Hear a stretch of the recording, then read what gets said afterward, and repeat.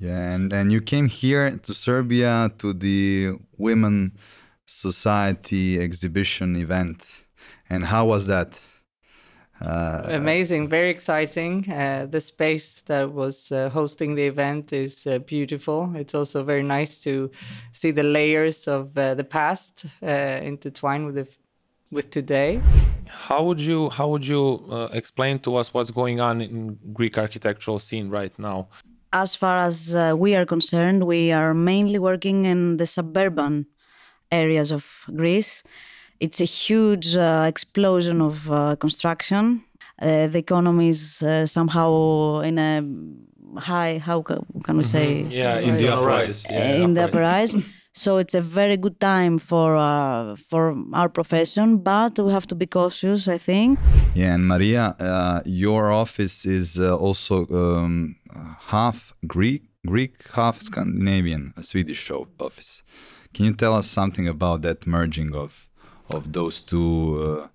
Yeah, it's exactly like that. They're two very contradictory cultures. So that made us realize very early on that there can't be one aesthetic that fits everything, that fits all places. So very early on, that's why now the studio is called One of a Kind Architects. It's not because we are one of a kind, but our projects tend to be unique in their location and interact with the context, locus, both physical and cultural, of course. Yeah, I think the concept is not like you don't have to find the super wow breakthrough innovative idea or something. You just need to see what the place is giving. It has gifts. You have to take the gifts, and you have to do. If you do that, it's just. Then everything is flowing. Everything is very easy. And then if you are struggling to make a concept work and it doesn't, and then you use like super high-tech technologies to make it work or solutions, you have to see that you're missing something from the context. And it's also the only way to be specific, which is what you're looking for. So it's what already exists, already has an identity. And if you integrate that and you have a dialogue with that, then you have something already unique and specific.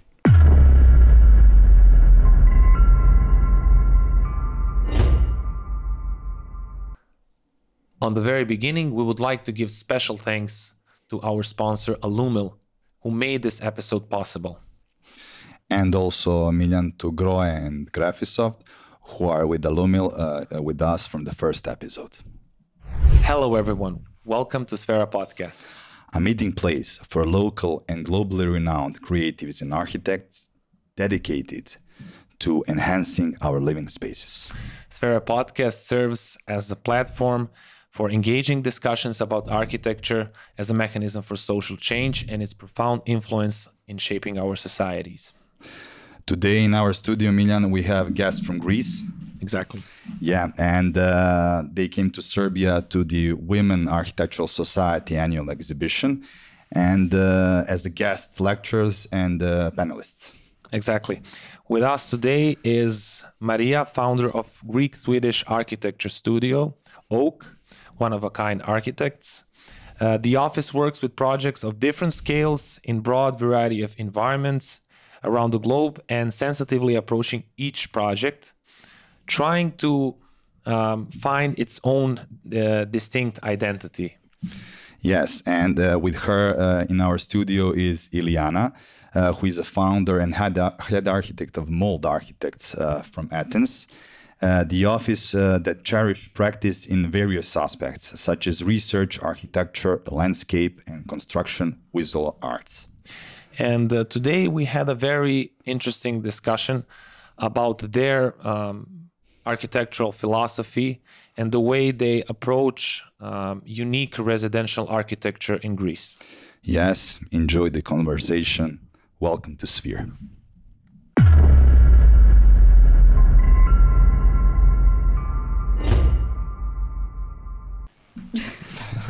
We are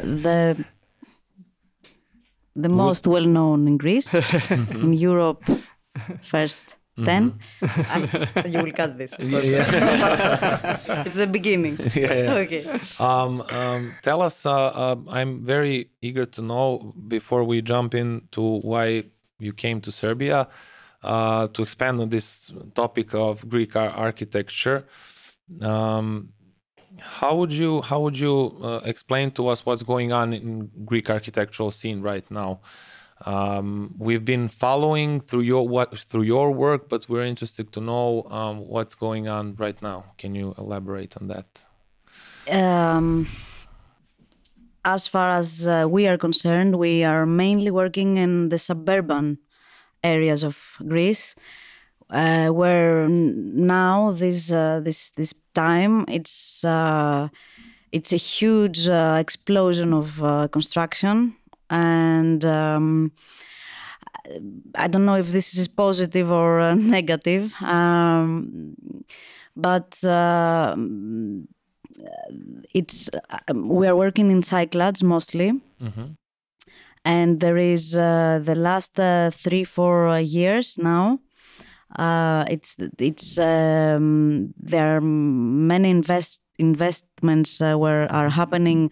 Based on the touristic growth. And we're a part of it, of course. In Athens and in the major cities, again, the economy is somehow in a high, how can we say? Yeah, in the uprise. In the uprise. So it's a very good time for our profession, but we have to be cautious, I think, and take a step back, because the growth is dramatic and some places are in danger, let's say, of destroying their character. And also they are incapable of following this over tourism situation with the infrastructure, which is a huge problem. For example, the islands, the Cyclades is like they're being built like never in the past, and the infrastructure cannot follow, and this causes environmental problems that are very, very significant. But also there is, of course, through the situation, there is possibility, there is a chance to do good architecture, because there are people investing. They are investing on design, on architecture, and of course the landscapes are amazing. They are a source of many ideas and inspirations and all. So we have all. We have the budgets, we have the clients, we have the locations, and so we have everything to do good architecture. So this is something that we might see it on a different approach, quality versus quantity. If we do less projects in a good and thoughtful way towards every aspect of the project, and of course with respect to the environment, something good might come from this. If we recreate and reproduce villas and super high luxury projects, this is a problem. Yeah, might turn out bad. But we talked about this in our Serbian podcast many times. The issue, I guess, at least in our context, is that politics and also the urbanistic part of our discipline is struggling to follow what's going on in the market, or like what capital is doing. So would you say that in Greece that urbanists are managing to follow up this rapid advancements, and do politicians recognize the possible issue that is at hand? Well, in Greece, almost, if I may answer, urbanists they don't exist. I dare say. I've been teaching urban planning and bigger scale for some years in KTH in Stockholm, and the fact that Greece was developed through small parcels of land and has never had like big areas to be developed at once has created a different need, let's say, for architects and urban planners. And I think that what Iliana mentioned, I would go even further back and say that the economical crisis that Greece experienced during the early 2010s, that helped us architects to develop creatively. So that gave us the space. We didn't have the projects, but it gave us the space to push the boundaries and rethink things and revisit architecture in a way where it was not the development that was the driving force, but it was more the creative force. So I think what's very important is that Greece right now has a great array of good architects that have dealt with many different projects, different scales, different conditions, but there is no will from the politician's side to see the bigger picture. So we're discussing development. We're discussing right now a lot of good financial aid programs that help developers make big projects and us architects to create good architecture, but it is going to be a problem in the future. If we don't have the bigger plan, if we don't know about infrastructure, water management, sewage, electricity, where do we want to build, and how do we perceive identity, and how do we preserve identity? Because for me and our studio, identity is very much part of the discussion, and where does architecture stand, and what responsibility we have in forming the future identity of each place. So with us being more and more globally intertwined, there is a risk that the authentic is lost, and we see projects that are being repeated. And I think it's important to develop with a good pace and to have a bigger plan for things to keep their identity, to maintain. You said that there were certain changes, and that space that you had during that crisis made you rethink. I think a lot of people all across the globe can relate to that. When Corona happened, we had time to stop and rethink what we are doing, actually. And since you had a previous experience, what would you say was the, let's say, main things, or maybe a couple of things that made significant changes in what you do today in Greece, in Greek architecture, to be specific? I think architects pushed the boundaries. That was the like before, everything was again like it's now driven by rapid pace of development, construction, and many people just repeated themselves and didn't have the space or the time to be inspired and to be more creative. So I think that's a major shift that we saw from. I think there is not one firm right now in Greece that is not above average. Say it's like a lot of different philosophies, right? No, it's like, but it's like two edges, like the bottom and then the super expanding and growing and all. I think we have to find the balance, to find the middle ground to work. We have experienced this πώς λέμε αυτογνωσία, ξέρω εγώ. Self-awareness. Yes, like the COVID period, the crisis before with no work, etc. And then there is this, you don't have the time to catch up. Everybody's running. There is no people there's no workers to build. It's like it's from here to there. We have to find a middle ground to. There is an interesting thing, because the thing that you said right now, also one of the most famous Serbian architects, Branislav Rajic also said that the middle ground is the starting point where everything can be reviewed again and where we can start in a new way of designing. And to find that can I just jump in? Yeah, to find that, let's say, is it my English is bad, maybe it's not the proper, but like the mid quality, like the average quality.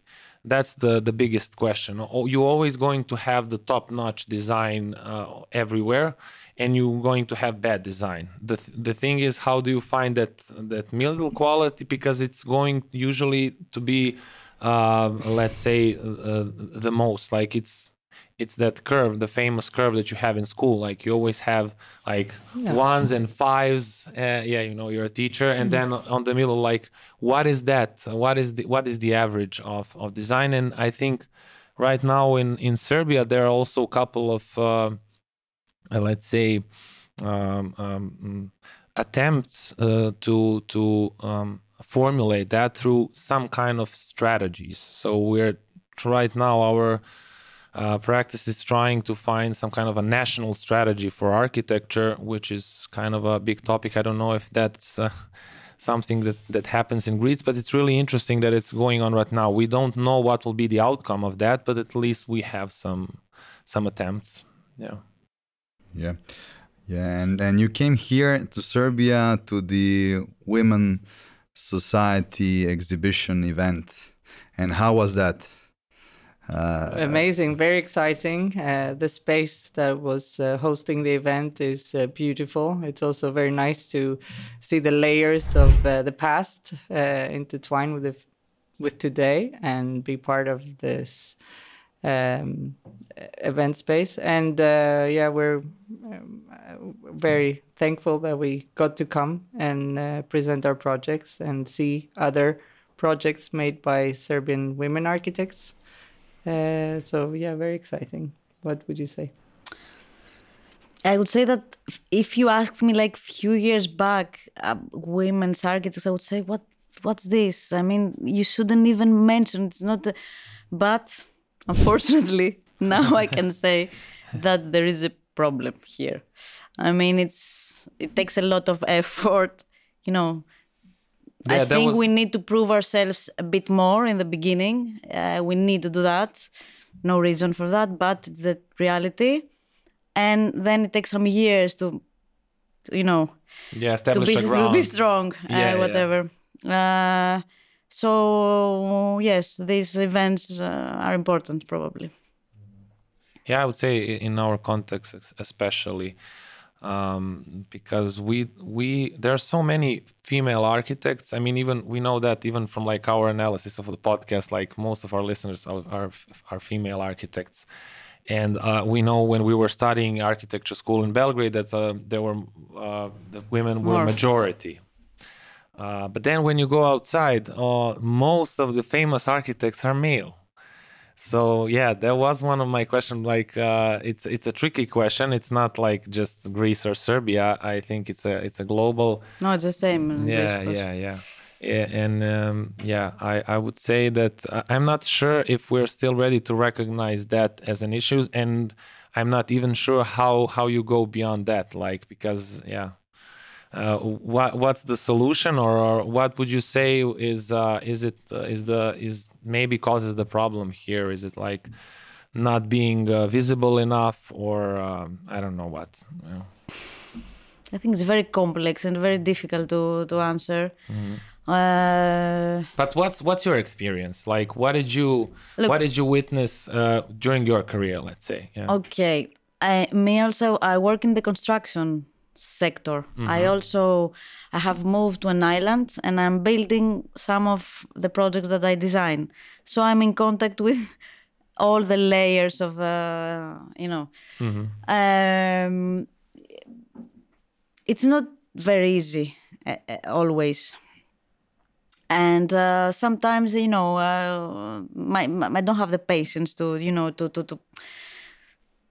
be a witness of some events that I really don't understand.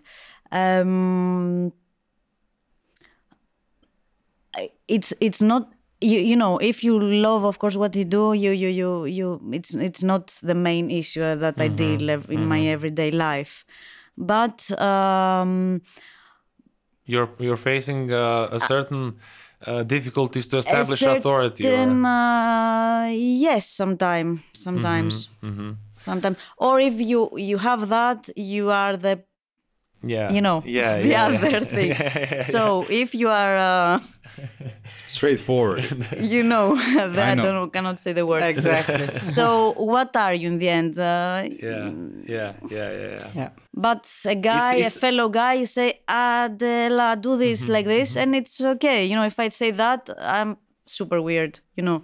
So I have to be very diplomat and to try to figure out the mentality and of everyone and respond to it, not be very aggressive, not be very sensitive.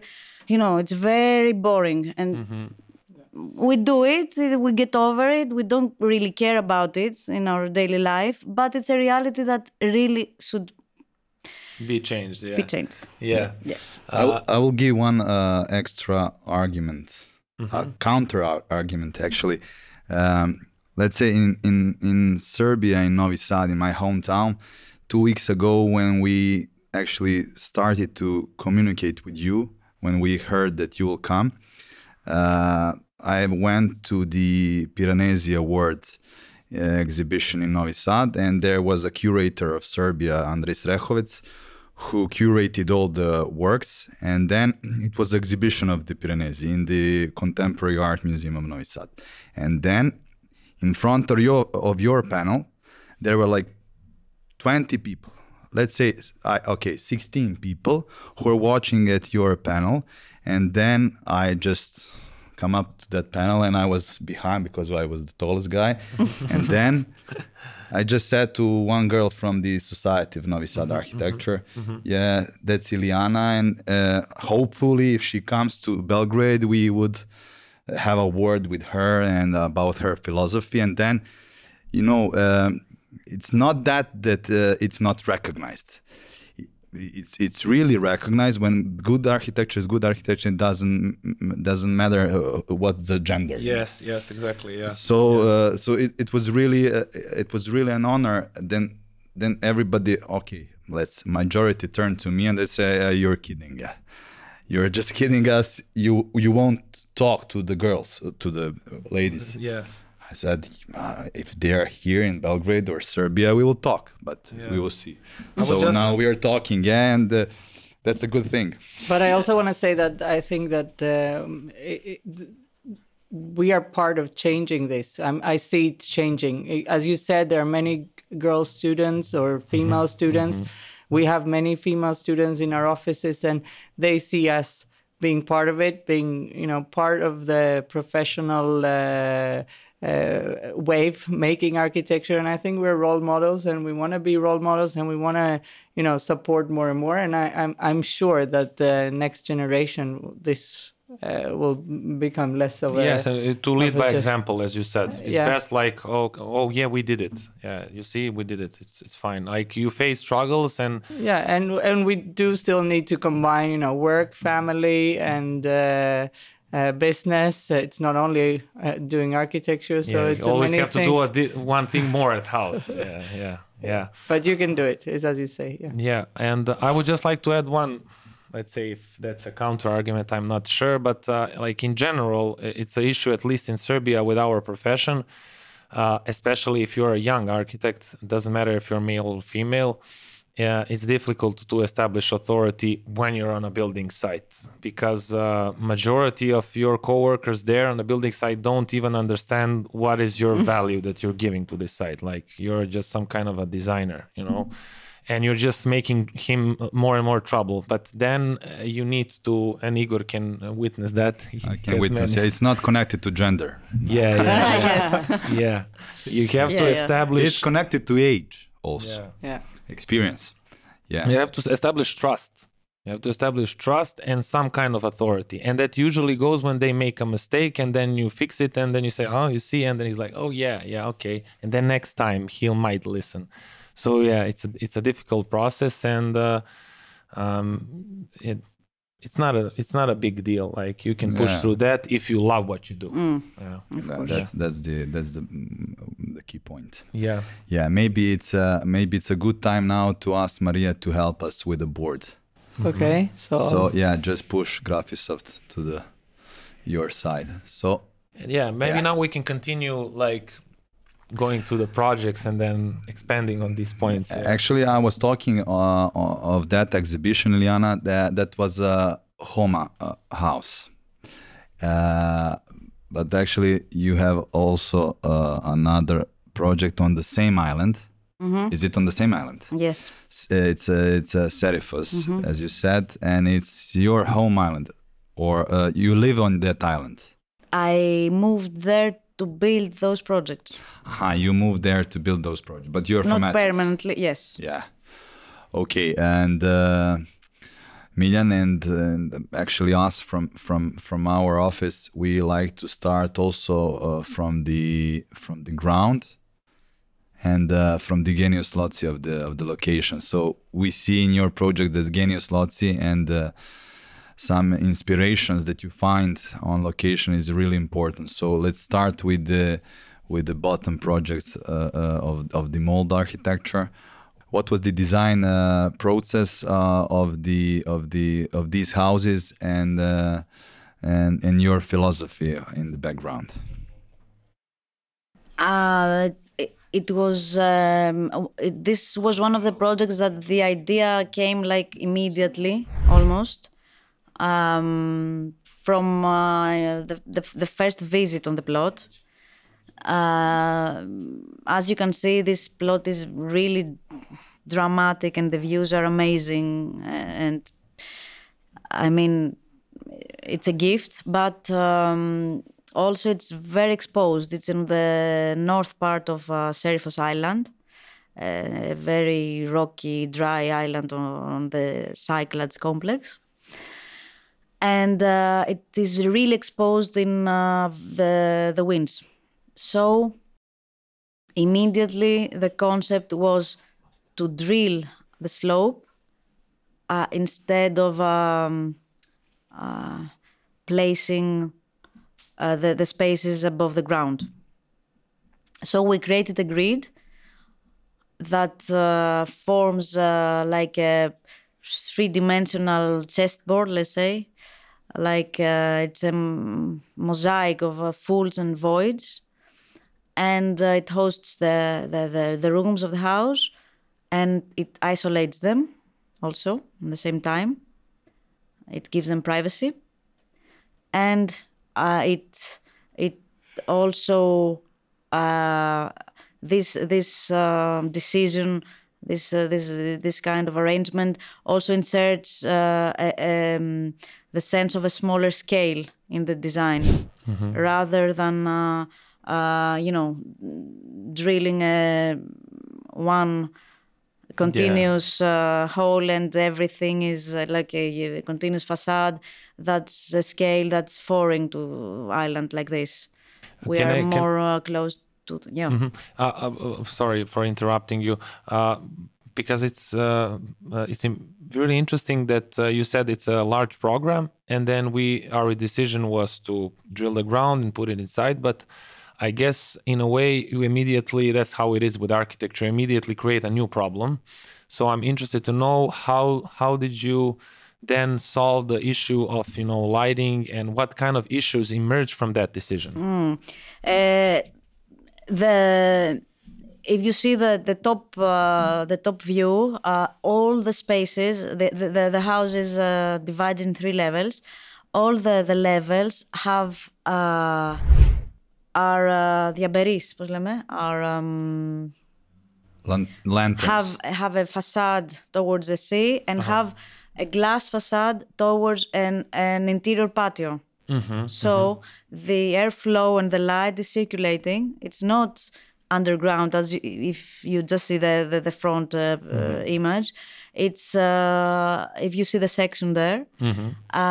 In fact, it's there is a circulation of light and air. It doesn't really touch the ground.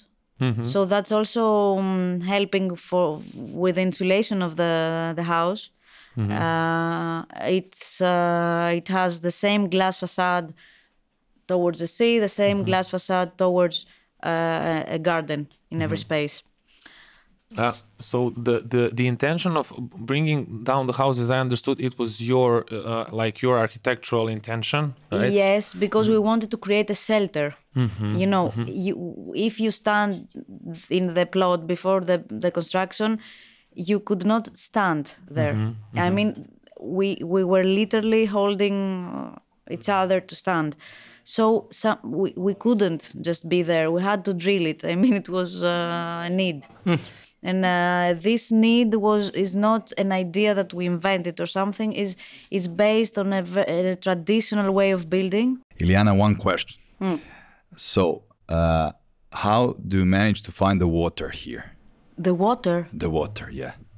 It comes in this area. Is it connected through the city network? City network. Yes, it's connected. That's yeah. Is this location far from? No. It looks isolated, but it's like literally 5 minutes from the city center and the port. You see there's a city. Yeah, right. Right there. No, this is more far. This is the top city of the island. It's Hora. Every city in the Cyclades is called Hora. But it's near the port also. It's misleading. It's not far. It's not far from the civilization. It's very integrated in the urban landscape. Yes. Yeah, and Maria, your office is also half Greek, half Scandinavian, a Swedish office. Can you tell us something about that merging of those two totally different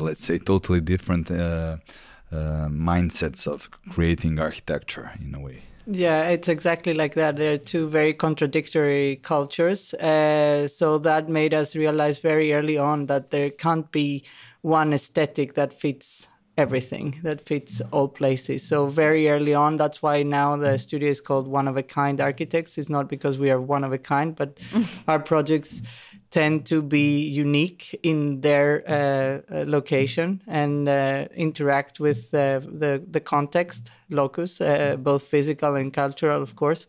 So we don't have a certain aesthetic. And actually, it's quite interesting to juxtapose these two projects because it's exactly the opposite. So we also arrived to this site with clients that were Swedish-French. And immediately we felt the impact of this landscape. And this landscape is on a very remote island in Carpathos. It was during the financial crisis, so everything was paused for many years, all construction. There were no new buildings going on and no new architects. So suddenly we came from abroad. Everybody was very interested. The clients were windsurfers. They have been going there for 20 years looking for the perfect spot. And they found this, again, very exposed, very remote spot on a very remote island. And they wanted to build a home. And when we arrived there, we felt, again, this need for protection. But on the other side, this complete ethical dilemma. How do we deal with this land? And how do we don't alter its character? So rather than mimicking the landscape, here we just wanted something to be placed as gently as possible. And if possible, we tried to discuss with them that we wanted to extend beyond the reach, to reach out to the sea while being protected. And for us, being from Sweden, all our projects, they have this, they're colored by this Nordic respect for the environment in all senses, but also they have this flair from the Greek everything goes, bespokeness. You know, in Greece, is still everything is possible that I do love. So that was the idea. Okay, let's be respectful, but also dare do this as a beam. So basically, why we chose concrete was because generally we want to be in all our decisions very sustainable. So it's not our first choice. Greece is very active and has a seismic activity that is major. So this is very difficult go beyond working with concrete. But in this case, what you see with the exposed concrete is the actual structure. So it's built like a Ferrandil beam, and the insulation and everything is from the inside. So this whole thing is the structural part of the house. There are no basements, no pool. There's no real water, even if it's through a system, the water comes to the island or it's drilled and it's exposed. So it's very sensitive in this way. And where you see the staircase leading down to the lower terrace, because all the other outdoor areas are integrated through courtyards the same way as Iliana's protected from the strong winds. But the staircase is the old way that the water had. So it's a small like ravine that we left untouched. So the water from the mountains still goes through the house and goes through this void and is led down to the sea. And the owners, they loved it. And it's so almost touching because their kids are now older and they live in different countries, and everybody wants to spend 2 months in summer there, and their kids, like, they're 25 and 27, they still want to be with their parents and their friends. And it's a small house, it's only 200 square meters, but it's like their sanctuary, their place to meet. And every time they call us, like, we're here, it's so amazing. So it's very nice to have this connection that you make things that people love and matter, and then they kind of become long lasting. And actually, in many times, I everybody's like, yeah, but how does this connect to the place? I think that I always take the reference of the shell that, sits on the rock, and that with time it becomes one, and it's almost like a inevitable part of it. That's the way we perceive that this house is different, is man-made, but eventually with time it connects to the landscape. And basically, if you would take it away, it wouldn't have changed much on the actual... So that was the analogy with the picture at the website. Yeah, yes. We saw the picture with the shell. Yes, exactly. And then, this house on Serifos is near the city. And Maria, can you tell us, how do you pick the plot? And actually, how do you buy the plot on totally remote island? That's really, really something that I can not assume it can be happen here in Serbia. I think these people had been going to Karpathos for many years, like year after year, to windsurf. So they already were they had a relationship to the island. I think it's very difficult to just say, I want to go to a remote island and I want to buy land. And they were looking for many years before they found this piece of land. So it's not us who find the land. They found us to build something on the land that they had found. But you buy the land from from the state. No, from private people. There is that's what it was. So my initial. The remote island is parceled. Yeah, that was my initial comment, that there is extremely little land in Greece that it's state owned. Almost all land is parceled and privately owned, and if you would want to do a larger development, then you need to put the pieces together, and that takes time. It's happened and it's happening, but it's like it's a major puzzle of bits and pieces. Iliana, it's the same. It's usually like this. People come to us already owning a piece of plot, and already having a brief. Yeah, that was my next question. Because you said they already visited the island. They already have some kind of, if not picture, but some kind of understanding of... No? No, they had nothing. They just wanted a house, but they wanted to feel the connection to the view from the inside. That was something, because they were spending the whole day in the sea windsurfing. So when they came back, their idea was that, okay, we don't need a house that feels very... I just wanted, maybe I can reframe my question. So when clients come and have a certain idea already planted inside their minds. It's usually our job to investigate because they haven't done so, or to look at that question from a different angle. And I'm interested to know, like in general, not maybe for these specific projects, but in general, what is your approach? Do you try to expand on that, or try to explore some other ideas? And how do you go about explaining to them why they should maybe change a certain approach or presupposition that they have about a certain land or area? Yeah, you can go ahead. Usually because it's a residence, they have some specific things that they want. For example, the number of rooms, the way they live their life, if they will go in the winter, if they will go in the summer, more or less the program that will be the house. But then we have the place, and then the place alone is giving us so many information, and it has assets and it has limitations.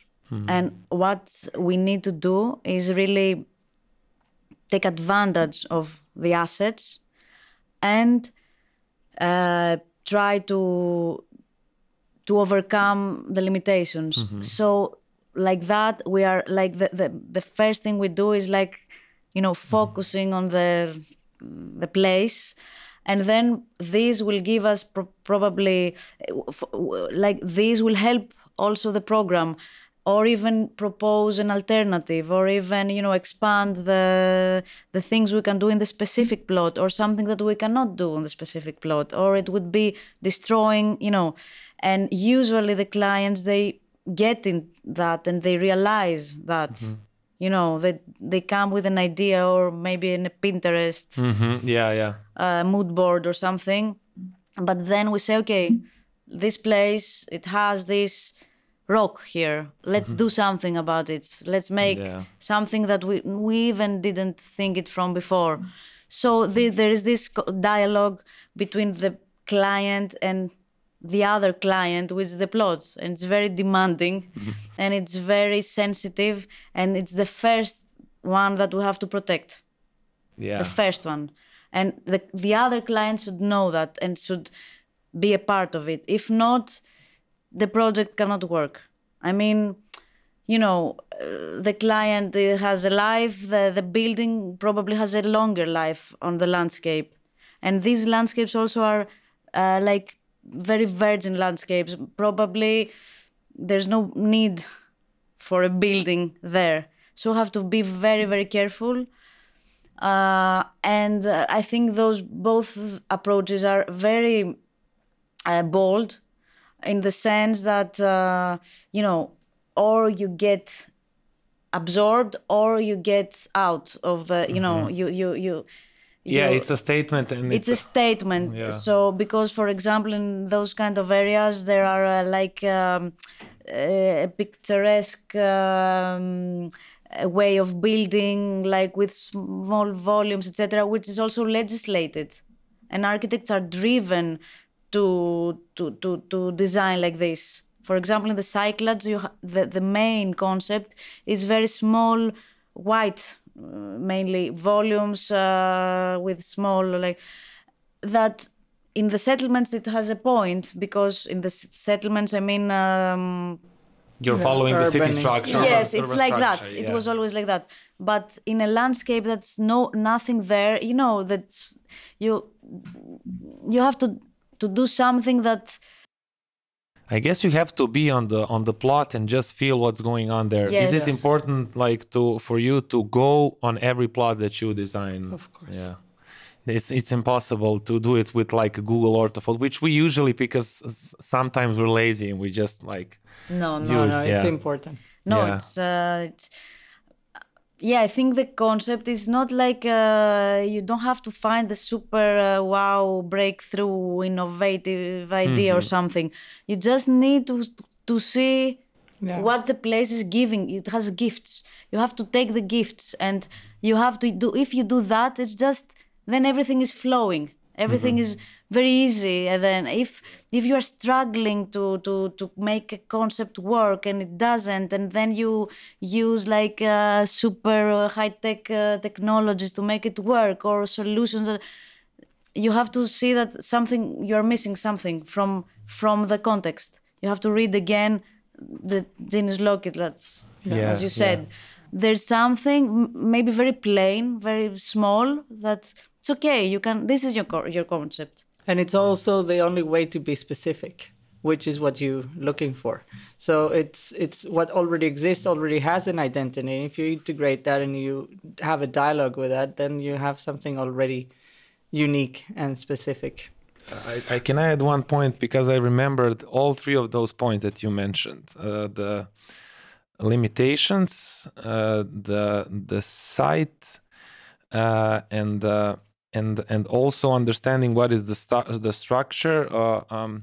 I think that I might quote. I think Aravena said that in our podcast or a lecture after that in Novi Sad. He explained that the first thing is you have to have an attitude that is rebellious, which means looking at certain things and trying to break cliches, and then you might start to see certain patterns, and sometimes you can learn from those patterns if they are good, and sometimes you can just see small glitches, and then you can the next thing that we have, I'm asking what's the greatest power, let's say, that we as architects have, like power. And he said it's the power of synthesis. If there is any power in architecture, that is the power of synthesis, which is grabbing those informations and then synthesizing them, or also what is very interesting, opposing ideas or opposing constraints. Sometimes when constraints overlap, that's where the concept happens, actually.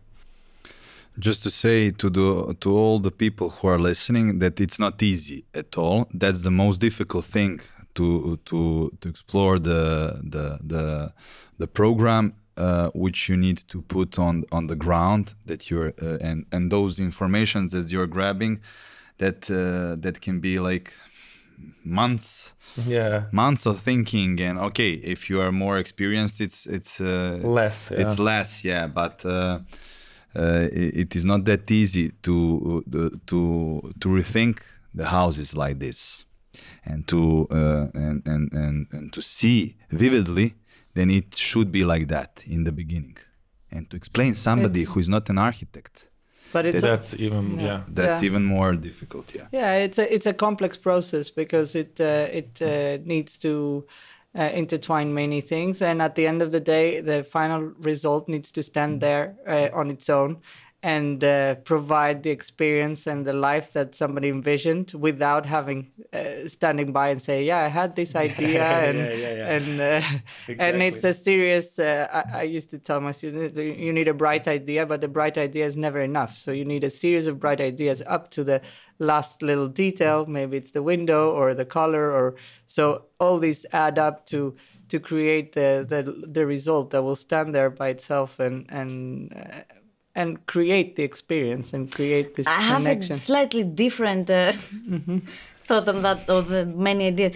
I mean, I think if the idea, I don't mean, I don't mean that it's, you need many ideas, but you need to build on, of course, up to the last detail. It. But if the initial idea is genuine, and I think we need to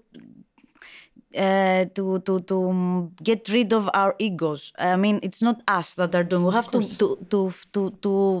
let open our eyes and let the place give us the idea. I mean, it doesn't. It's not. I don't say it's easy or something, but we are me also. We are falling in this trap. Like, I want to do this here. It's very nice, and but it doesn't work like this. I mean, I think if you find this idea that solves a problem, then every problem is solved magically. I don't know how. Mm-hmm. And then you build on it, of course, and you put more ideas in that. But the core is correct. That's when you know it's correct. If you have many, sometimes in our project we struggle a lot. And I say, okay, probably we shouldn't get married to this idea, probably we're missing something very important. So in a way, when you find it, and it's very simple, and it's amazing, and you feel very happy, and it's and a feeling, more a feeling. You're feeling amazing, and wow, and this works, and this works also, and this works also, and it goes like that, and then the project is also beautiful. But it's not the stake. It's not the initial thought to make it look good or something. It's just because if you just take the way that the traditional, let's say, craftsmen were building in an island or so, they found a cavity. There's where they build the house. They make a wall and they create a shelter. They use very less material, not a lot of material, because they cannot carry it. And then they open a window to the north and the air circulates. And when you see that, you say, wow, this is a masterpiece. They don't have a PhD in architecture. They don't want to win an award or something, but it's a masterpiece because they did what they had to do. When you are in the point to do that, don't say it's easier. Don't say, but when you do it, it's very fulfilling and it's very.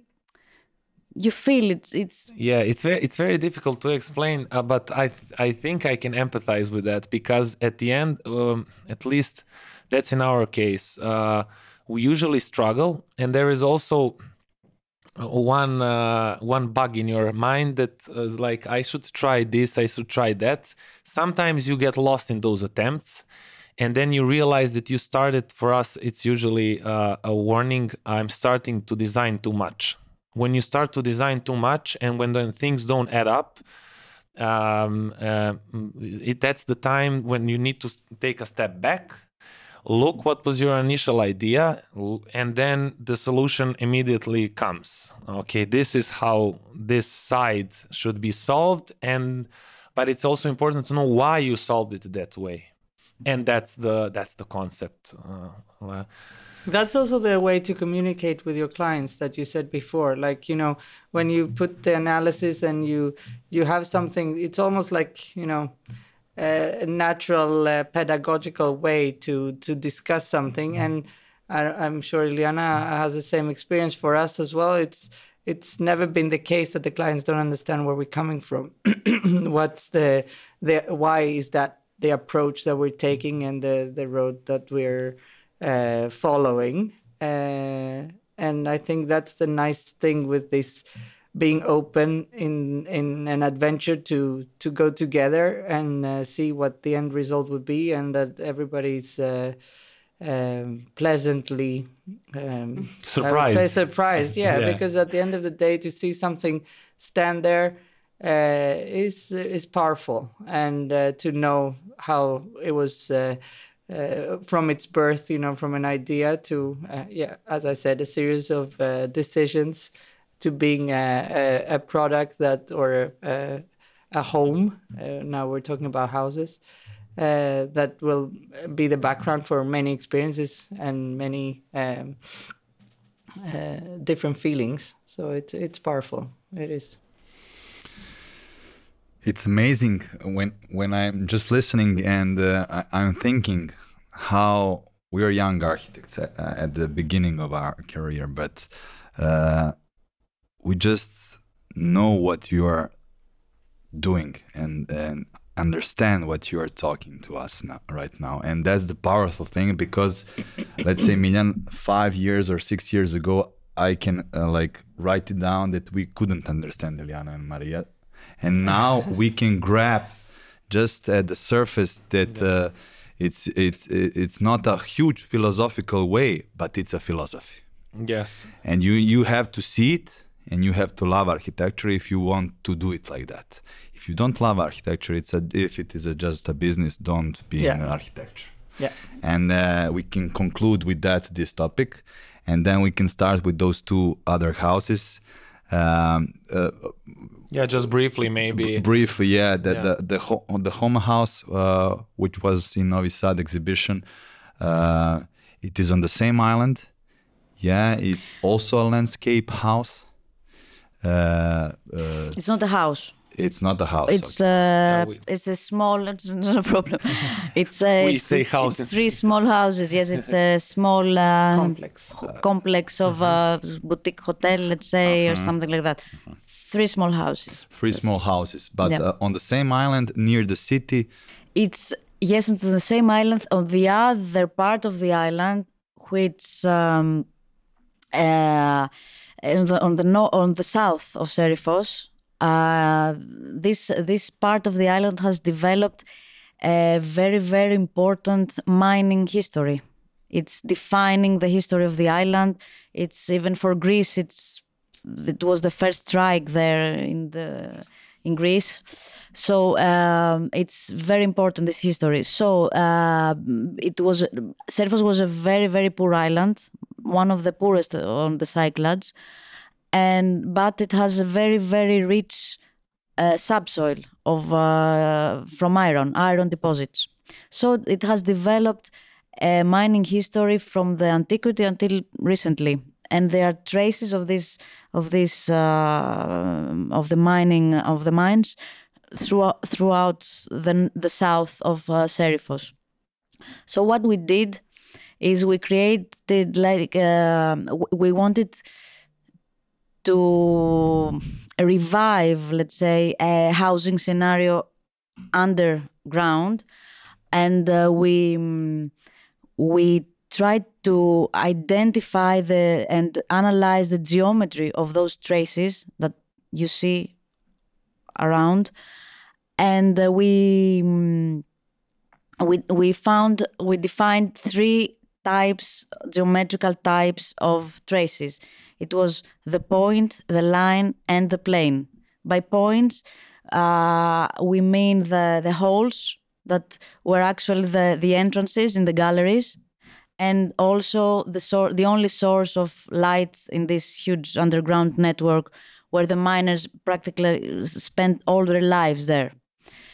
And then on the surface, we have very sharp linear cuts that are inserted dramatically in the landscape, that are formed from the railway tracks, from the wagons that were taking the iron deposits to the ships. And these lines were creating flat, huge surfaces on the sloped terrains.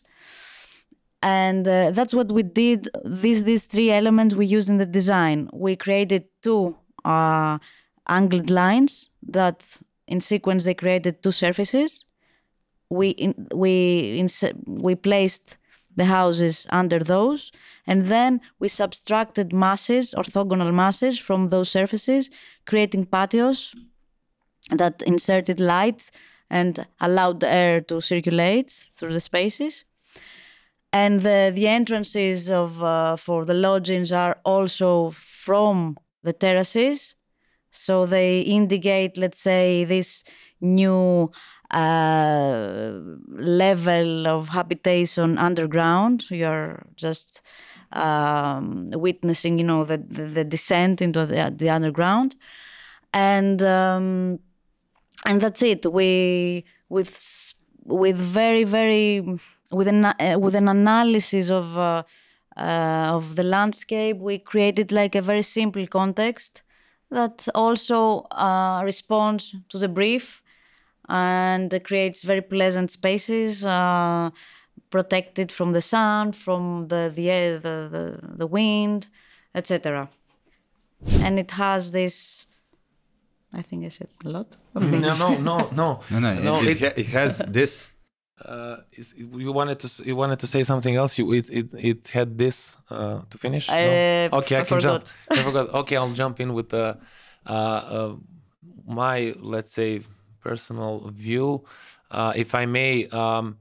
It's really interesting for people to see, especially architects, I would say, but also people who are maybe not architects. One might say, okay, those are 2 underground houses, but you applied. You had the same intention because you were following the spirit of the place in a way, but then slightly different strategy, in a sense that you switched up the the geometry, or let's say the reading of the context, and it gave completely two different results. Yes, of course, it's an underground house. That was the intention. But then at the end, the final result is completely different, and the geometries are different, and also the result is positive because the spaces inside are phenomenal. The first home is not an underground house. It has facades. It's it's not an but you get can your point. yes, okay, maybe I'm wrong there, but it looks like it's part of the ground at least. It's the fifth, let's say, facade. The fifth facade is very important. Yes. And what it means.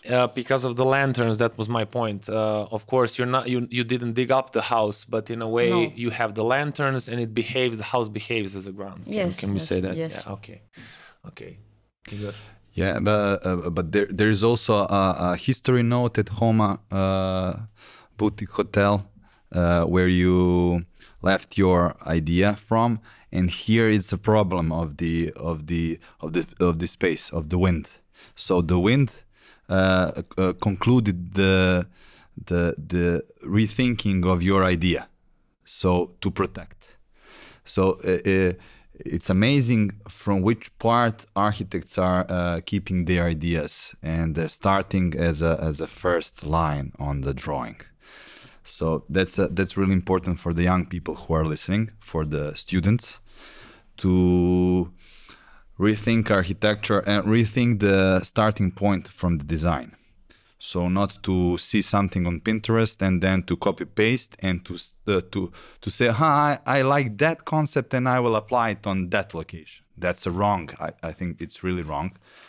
But just as you said, this is amazing. And then Maria, there's one house at the up of the board panel up there, so it's not in Greece. No. Okay. It's obvious. It was a joke. But the one below, underneath, yes, this is in Greece. That's a very old project. It's from 2011 probably, on the island of Antiparos. I also have to say that legislation in Greece during the last years has changed, introducing this semi-dug down house typology. So it's a typology that we will see more and more because of a necessity to avoid this proliferation on the landscape of scattered buildings that was an issue until is still an issue in many of the islands.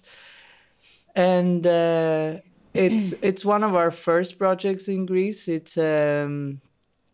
It's a small home, and the concept here was born of a need to expand the spaces. So actually every solid space has an outdoor courtyard that is quite private. So that's the X defining 4 different special courtyards, let's say, and then using the planted roof, which was one of the first for the island landscape in Greece, one of the first projects that had this type of green, let's say, roofs, to create an extended as well outdoor space. This site is quite protected from the wind already, so it was not really the main issue or the location of the house. So the need to expand spaces to have a house that is 150, let's say, square meter to feel like 300 was the driving force. And actually, it's quite successful until today. It's a very unique house. We haven't rephotographed it, but we've been talking about it to revisit it and take new pictures, because of course there you see the at the end of the construction where still landscape is just dirt, but it has as well. It ticked all the boxes of traditional Cycladic architecture that was the legislation was much more strict back then than is today. which is a good thing in the development of architecture. Yeah, and the house on above, it's in Sweden. It's in Sweden. It's in a very, very remote place. You have to drive on your snowmobile, on your scooter, for an hour in the winter. So there's no road network. It's very close to one of the most important trails of Sweden. And it was done for a family that wanted to go there and just experience nature.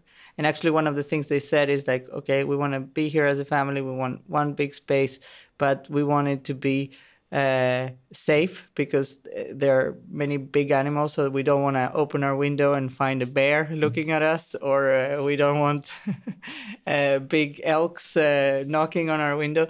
So the whole house is elevated, and underneath we just have the garage for the scooters, all the fishing gear in the summer, and what we call a mud entrance. So basically, it's a small hut in the forest for the family, and it's completely. It was one of our first projects that we started researching more and more in depth sustainability. So this house doesn't have any insulation at the end. It's all done by cross-laminated timber, but non-insulated as they did in the old days. So basically, it's super cold, and then you turn the heat on, and maybe 20 hours later, you have a good quality temperature. But that means that you don't have problems in trapping inside mold or humidity or things like that. Sorry. And it's completely the water. The water comes from the river, and all electricity is solar or battery charged solar. So it's Sweden. Yes. We will say, just to conclude, Sweden. Yeah. So the river is really close. It's quite close, but you have to go with the buckets and fill them up. And Okay, it's part of can walk. the experience. Yeah, you can walk. You can walk, of course. If the client has a fishing gear there, so Yes. he can walk. So Yeah. amazing, amazingly. I hope that we will, in our life, that we will witness this kind of architecture in our country. Yeah, that you can use everything. Yeah, that you can use everything from your, from the nature and make a sustainable building. We went to foreign countries to learn how the sustainability can be implemented, and also the analyzing the place. It's a way of, so if you analyze good, then you are already in the sustainable way of designing. So you don't need to use electricity just to be sustainable, but everything that you said, it's totally in the way of sustainable design. Even using graphics of this is a sustainable way of designing, because this show is sponsored by Graphics. Yeah, but actually we are really big fans of graphics. And then you said that you are also so. Yeah, I tried convincing Iliana. One of the kind. I even offered a crash course in architecture. Yeah, you can have free, really good. Free or free? Free. And from all three. Yeah, Nemanja, he knows really well also. Okay, perfect. So. Yeah, and since we mentioned Graphisoft, it will be really nice to also mention Alumil, which kind of made this meeting possible. So big thanks to them and Groa also, for making this conversation happen. Yeah. Oh, sorry, I was going close to the mic. Sorry. It was really hard. Sorry, guys. Sorry for that. So we heard that you won't be that much spending that much time in Belgrade here. So you are just here for 2 days. It's a pity, because we sometimes, if you come, call us. And we will be your personal guides through Belgrade. And Thank Novi Sad. And Novi Sad also, and Kruševac. That's the old city of the old Serbia Empire, many years ago. Yeah. When we were the same country, Serbia and Greece, actually. really nice to talk to you. Yeah, and Nemanja will give you the presents. Oh. And from our mentioned and beloved Thank you. sponsors. yes, and Thank you Alumil. so much. Thank you. Thank you. Grohe and Graphisoft, yes, and And Alumil also. yes, Yeah. Alumil, Of course.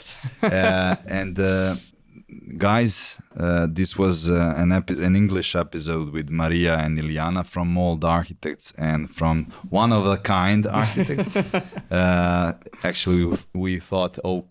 It's a different thing, but you explained it's a really nice thing that you explained the name of your office, and it was a really nice talk. I hope you enjoyed. Yes. Yeah, and hopefully we will see each other some other time, maybe in Greece. Yes. Maybe You're in very Greece. welcome. Thank you. Thank you for And having us. Thank you very much. It was a pleasure. Yes. You're welcome. You're welcome. Guys, see you in 2 weeks. Bye bye. Okay, Ciao. bye-bye. Bye-bye. Ciao. Thank you.